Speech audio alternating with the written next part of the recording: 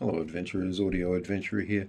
I've just engaged a new support coordinator today and we had a long discussion on the phone. We had a good chance to talk and sort of get to know each other and figure out how she's going to be helping me. And during the course of that conversation we got talking about my ADHD, and I was looking for a good analogy, a good way to describe what an ADHD brain is like to use as opposed to a neurotypical brain. And the analogy that I came up with, I'm actually quite stoked with it. It works really well. So I explained it like a neurotypical brain is like a gas camp stove. So you've got a can of gas, that's your dopamine.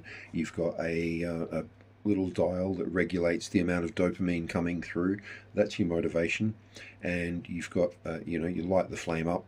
You turn on the motivation, you turn on the dopamine, you light the flame, and you cook something, or you light up a tent, or you run a heater or something like that. The ADHD brain doesn't work like that. The ADHD brain is like a bonfire. So, and for an ADHD person, we're not in control of the wood. So the wood is our dopamine. And the motivation is completely like out of our hands. It's biological.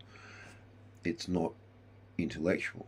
So the result of that is the ADHD brain, when it gets some wood on it, burns really bright, really beautiful. Everyone loves to sit around a campfire and sing songs and toast marshmallows, and you can wait for it to burn down, and then you can cook on on the coals.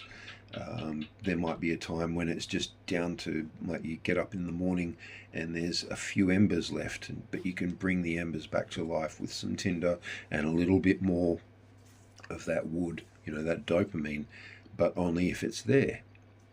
So sometimes my fire is down to just embers and there's nothing there to burn.